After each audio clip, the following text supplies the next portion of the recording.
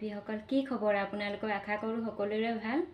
আজি এখন চাদৰ লৈ আহিছিলোঁ দহি বটা। এইখন চাদৰখন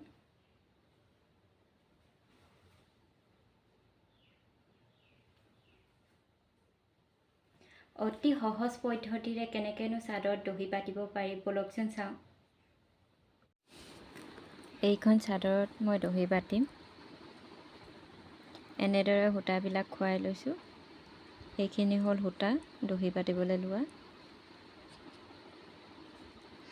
দেখিছেনে? এনেদৰে মই সূতাবিলাক খুৱাই লৈছোঁ। এয়া মই দহি বাটিবলৈ লৈছোঁ। ভিডিঅ'টো সম্পূৰ্ণকৈ চাব দেই, স্কিপ নকৰি।